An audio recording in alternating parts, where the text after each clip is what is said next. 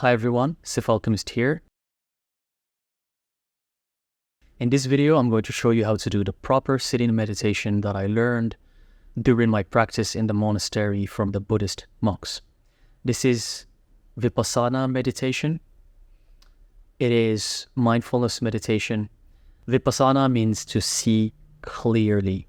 So Vipassana meditation allows you to see clearly. This reminds me of what I am. I'm a mage, I'm an alchemist, and I'm a seer as well. That's why I can see spirits or the spirit realm, to see through. And Vipassana, that's what it helps you do. It helps you to see clearly. It is also mindfulness meditation. It allows you to become mindful of your thoughts, of your emotions, of your feelings. And Buddhist monks, that's what they usually practice. It's Vipassana meditation. So I'm going to show you what I learned directly from the monks, from the Buddhist monks in the temple, and hopefully it's going to help you. The prerequisite for this video is the walk-in meditation. So you have to check the walk-in meditation first before you check this video. The reason why is because the monk insisted and taught us that in the Buddhist tradition, walk-in meditation comes first and then sit-in meditation. They're always paired. They're 50-50. They complement each other. So you have to start with the walk-in meditation and then pair it with the sit-in meditation. They go as a pair. And then if you do 15-minute walk-in meditation per se, you have to combine it with 15-minute sit-in meditation. If you do 10-minute walk-in meditation, you have to do 10-minute sit-in meditation. If you do 1 hour walk-in, then it's 1 hour sit-in. So they're a pair. They always go hand in hand. So it's always recommended to do them both, not just sit-in meditation, which is what the West is used to. And this is something I learned in the monastery, and I was quite shocked. I was like, how come this is not known in the West? Some people are aware of this. I'm not saying no one knows this. Some people are aware of this. Luckily, unfortunately, there are some people and monks even who share this on YouTube. They share the walk-in meditation, the Buddhist walk-in meditation. But just remember, before you practice what I'm going to show you, you have to do the walk-in meditation. That's at least what I learned in a Buddhist temple in Thailand, directly from the source. And the rest is up to you, because believe it or not, during the practice, even though the monks specified every day that we should start with the walk-in meditation and then the sit-in, during the practice, I've seen people completely ignoring what he says and starting with the sit-in meditation and then doing the walk-in.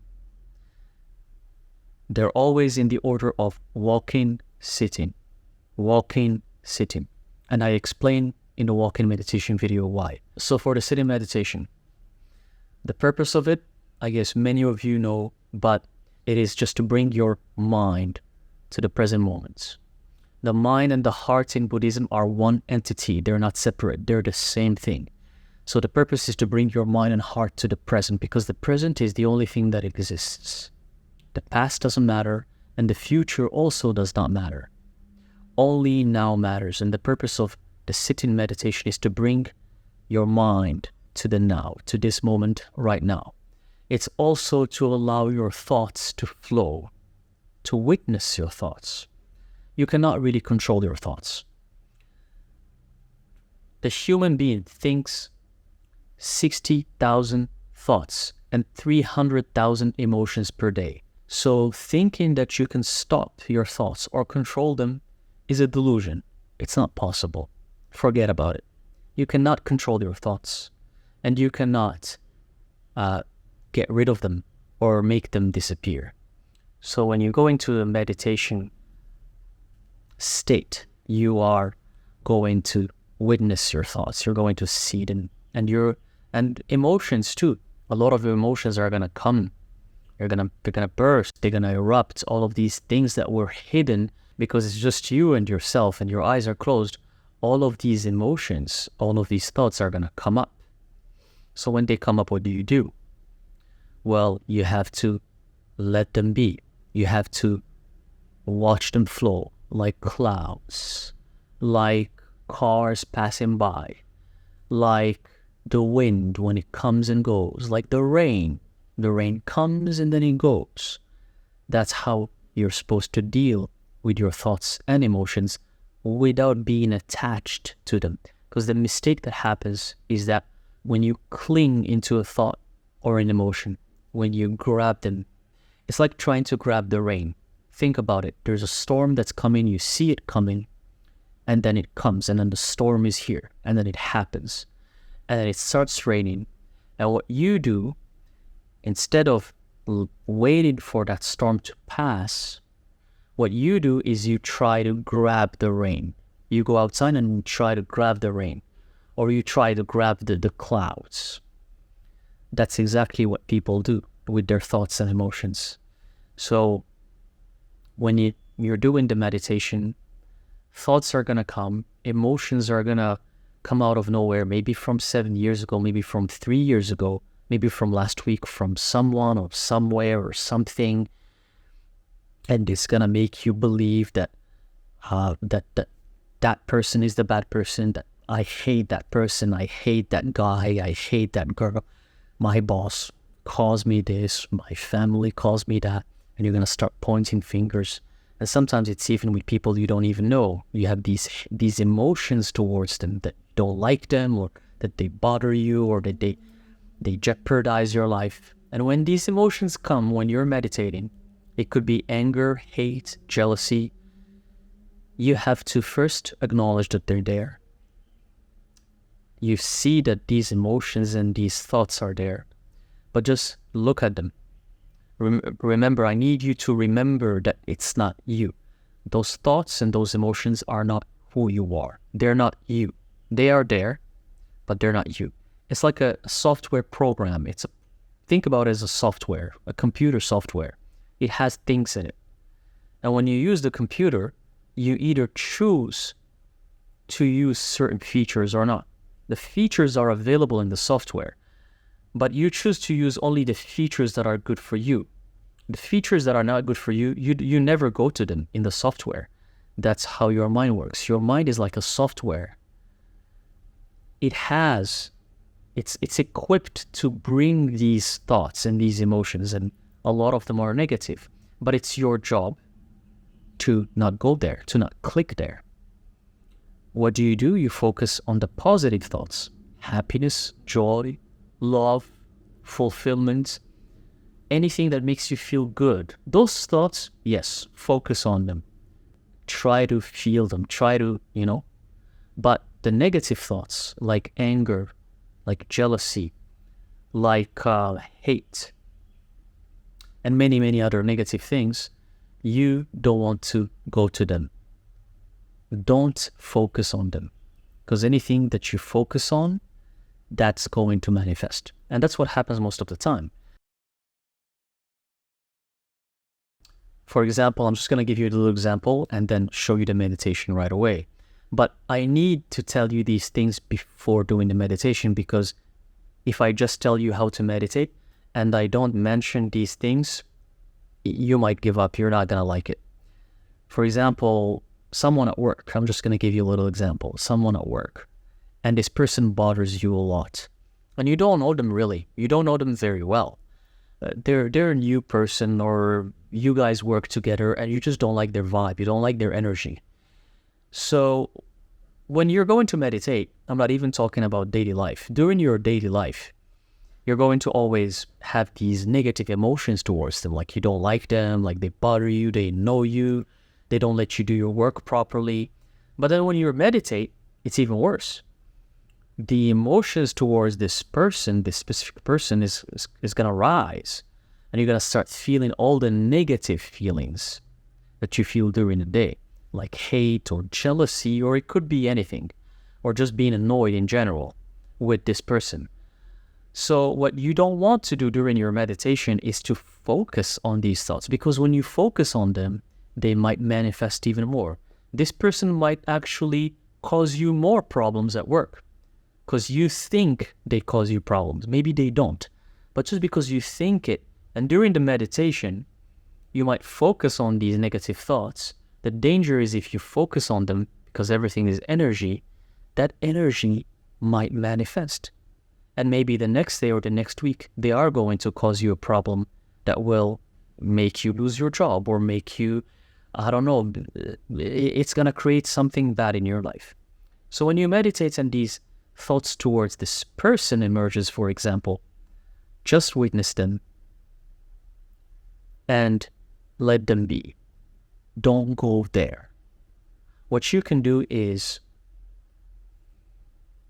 repeat the following similarly to the walking meditation. Repeat the following 3 times. So every time you're thinking about something like this, you can say in your mind, thinking, thinking, thinking, just 3 times, not 5, not 6, not 2, 3, because 3 is a master number. It's the number of mastery. It's the number of Trinity. The moment you do something 3 times or say it 3 times, it's enough. So if you find yourself, if you're meditating, you're breathing, and you find yourself thinking about that person, negative thoughts like hate, let's for example, or whatever it is, catch yourself and say thinking, thinking, thinking in your mind. If it's, for example, the feeling of hate, say in your mind, hate, hate, hate. If it's the feeling of anger, in your mind again, anger, anger, anger. Repeating these, it's like a sort of mantra that allows you to realize that your focus is going on something negative. And that makes it disappear. So if you find yourself overthinking, you're meditating in peace, and all of a sudden you're overthinking or you're feeling angry towards someone, repeat that in your mind. Thinking, thinking, thinking of anger, anger, anger. You're meditating again. Everything's fine, and all of a sudden some feeling of jealousy comes up. Jealousy, jealousy, jealousy. Repeat it 3 times in your mind. And it works like magic. I tried it. At first I was skeptical, and it works. It actually, for example, if the feeling of anger, when you say it 3 times, that feeling of anger disappears. It goes away. It's not there anymore. This is a technique that the Buddhist monks use. You're practicing Vipassana from the Buddhist tradition, then this is the technique practiced by all the monks in Buddhist temples. There's even an interesting video where the Gordon Ramsay, the chef, the cooking chef, years ago went to a Thai temple to learn meditation, and the monk told him this exact same thing. I'm going to leave the link in the description box below. So this is the technique practiced. It helps you if you get distracted. It helps you if you have some negative emotions to get rid of them while meditating. Repeat the emotion or the feeling or the thought 3 times. And you don't say, I am. For example, when you're overthinking, where you're thinking about 10,000 different things, you're meditating and you're thinking there and there and there, and you're thinking all over the place, and you're thinking about 3 years ago and tomorrow and this, and you're overwhelmed, and you're just saying, thinking, thinking, thinking. You don't say, I am thinking, I am thinking. You don't use pronouns, and you don't definitely use the pronoun I. You don't say, I am angry, I am angry, I am angry, or I am frustrated, or I am jealous.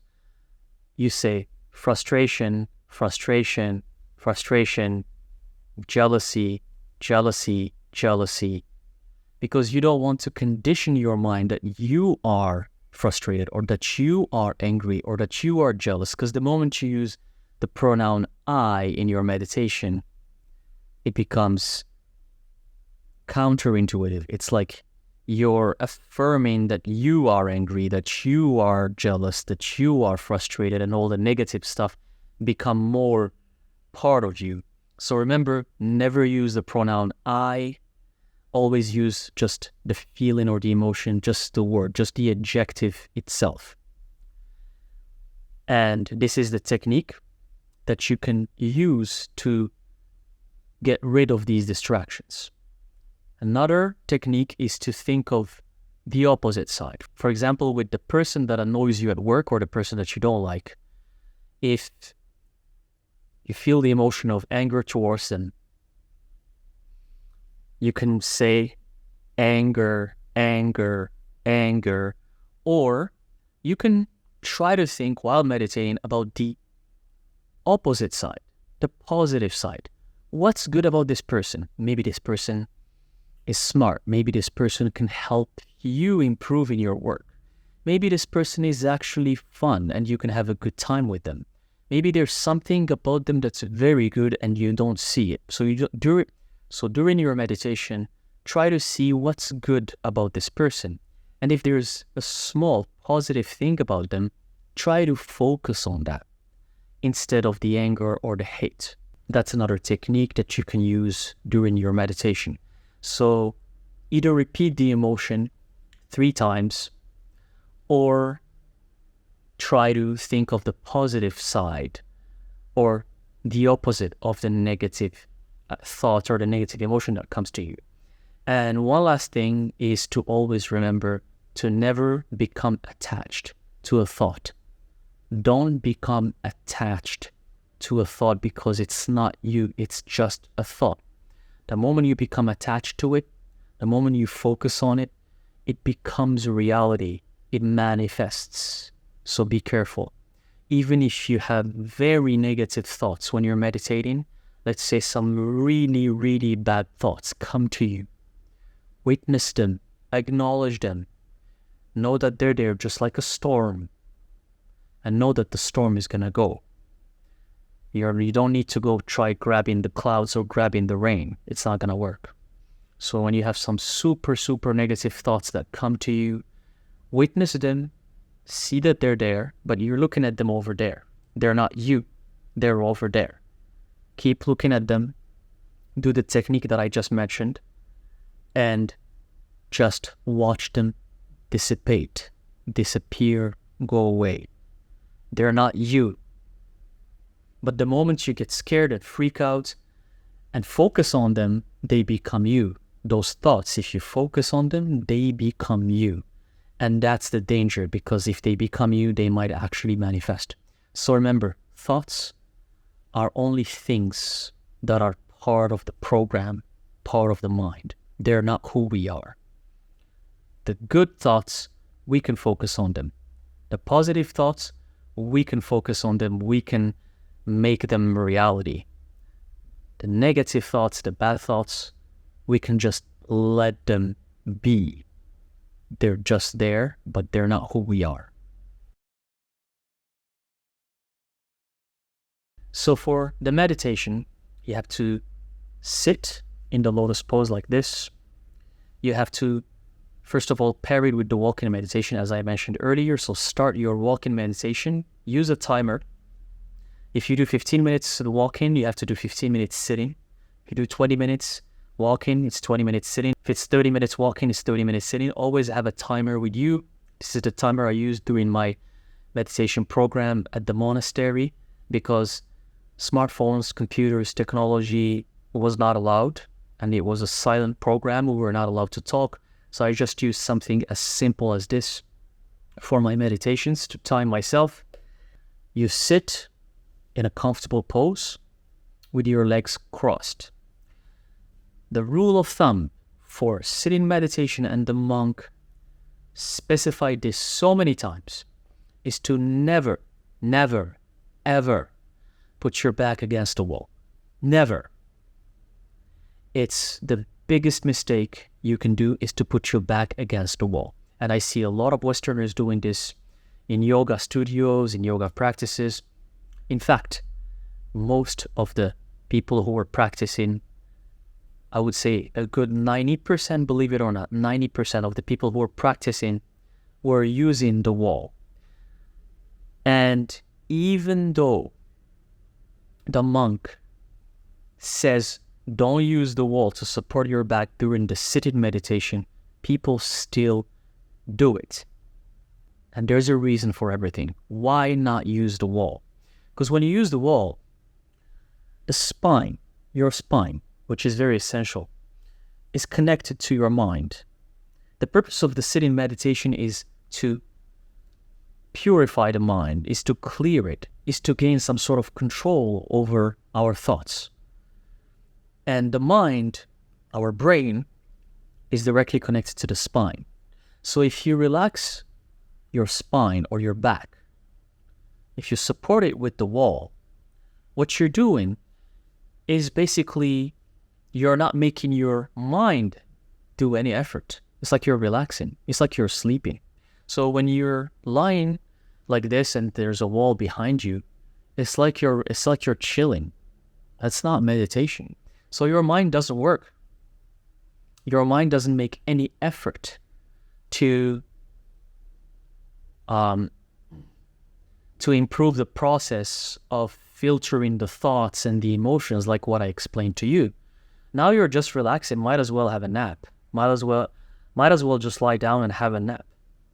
That's why using a wall is not effective. It cancels out your meditation. And the monk said this so many times. He said, sure, he even allows you to use your legs in different ways that are not even proper. Even for the legs, it's okay. For people who have knee injuries and they can't sit cross legs, they can use a chair. But the one thing that you cannot do for sitting meditation is to use a wall to support your back. That you cannot do.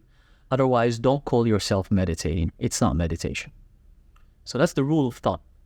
For the legs, you can cross your legs in different ways depending on how you can do it. The monk said basically you can cross your legs in any shape or form. So you can do any comfortable position that she wants. I see some people doing this position like this. This is very comfortable, where you put your left foot on the floor. Most people actually, I see, do this, which is putting your left foot underneath your right knee. This is also something you can do, but I prefer to do like the monks, like the Buddhist monks, which is put your left foot on top of your right foot. This is quite hard. The pain is excruciating when you do it for a very long period of time. It hurts a lot, especially around these parts here and the leg here as well underneath. But this is how the Buddhist monks meditate Vipassana meditation around the world. This is one of the main poses, one of the main lotus poses that they do. And you can feel free because the monk's allowed to do any crossing leg that feels comfortable to you. And for the hands, the right hand go on top of the left hand like this, and just calmly and comfortably you put it like this, just right here, without any, don't try too hard or don't try to force anything. It's just be as natural and as relaxed as possible, like this. Some people ask the monk about the mudras. You're not supposed to do any of these mudras like this or like that, or, but the monk said you can do this mudra, this kind of mudra that people do, and you put your hands like this. I think this is from Hindu practices where they do mudras like this, but you don't really have to do it. I think doing something like this is straightforward and simple. Or again, if you can't do this pose with your legs, you just do this pose like this, or like this. So whichever one that makes you feel comfortable. With the cushion, like here I'm using a cushion, make sure you have a cushion on the floor, like directly on the floor. So again, don't force anything, don't be intense, relax your shoulders, your back should be straight, but very relaxed, your hands in this pose, and your legs in any comfortable position, and you should just be relaxed. You close your eyes and you breathe calmly, without any sounds or any, just calmly from the stomach, rising, falling, rising, falling. And very calmly, this is how you meditate.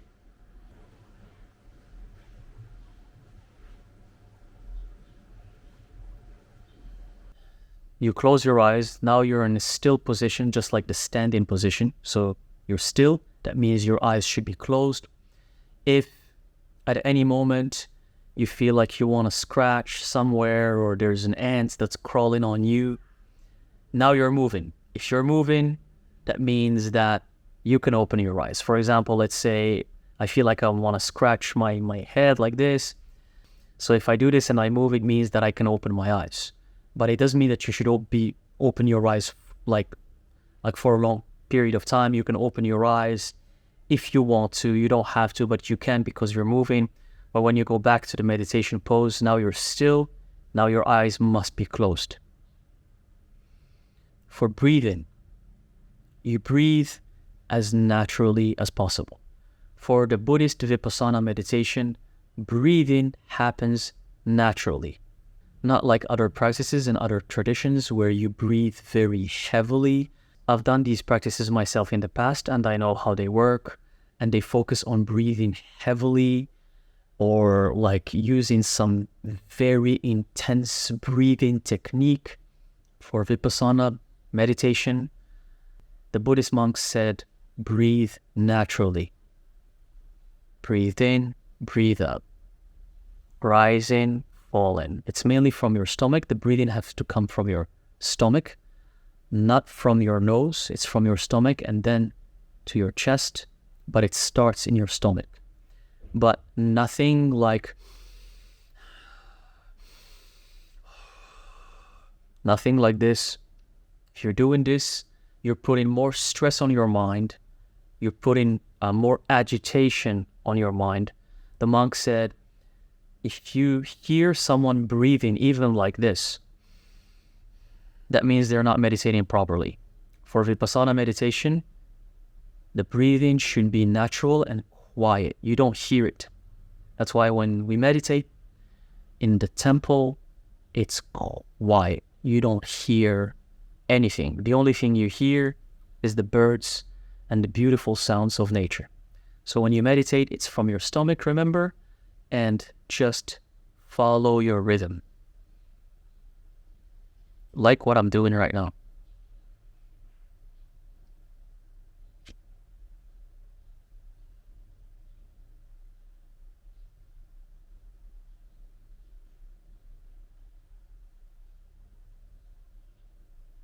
So as you can see, you don't hear me breathe, you don't hear any of that. Natural, follow your rhythm. Because some people can breathe, everyone have different body masses and everyone have different lungs. So follow your proper, natural breathing. And that's how you do Vipassana meditation. You just breathe, you time yourself, you do the timer. So again, if you do 15-minute walking, 15-minute sitting, you do it, you time yourself, you breathe from your stomach, rising, falling, rising, falling. This is just to help you take the rhythm, because to say inhale, exhale is kind of hard. Maybe you can use it in your own language if it's easier for you. But the monk gave us this trick where you say rising, falling, rising, falling. But you don't say it, again, like the walking meditation, you say it in your mind. But it helps you calibrate your breath. It helps you take that rhythm.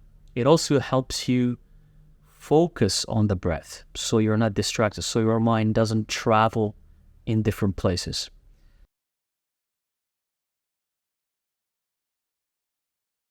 And the amazing thing about meditation is that for people who are very reactive and people who are very angry, how meditation can help you is that it slows down time. It slows down that reaction, that anger. When you do walking meditation combined with sitting meditation, even for 30 minutes per day, and if you do it every single day, that stiffness and agitation and compulsiveness that you carry with you all the time, it will naturally calm down, because the meditation, it almost forces you to slow time. That's how I feel with meditation. It slows down time. So your reaction during the day, instead of being so over the top for no reason, it's going to be much, much, much less than that. That's how meditation can help you.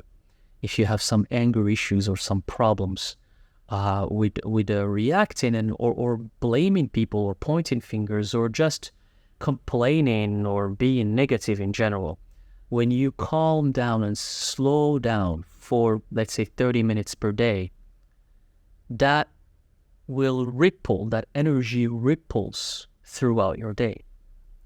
It will start showing up during your day, because this is energy work, and you carry it with you throughout your day. That's why it's always better to start meditation in the morning, because you carry that energy with you.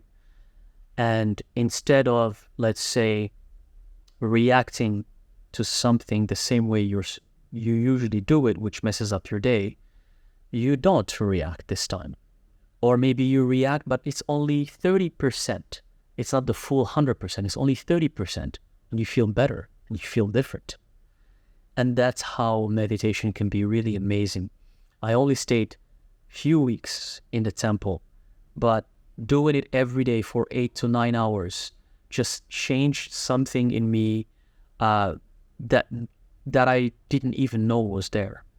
And this kind of the agitation of life and how life is in general, because the moment you're distracted by life and the busyness of life and everything happening and people's energies everywhere, especially for the people who feel energy, and sometimes you become reactive. Sometimes that affects you. Sometimes people's energies affect you. It spoils your day, but you let it affect you.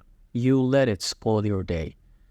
And meditation helps you realize that what's happening outside of you has nothing to do with what's inside of you. It helps you acknowledge that. It helped me acknowledge that.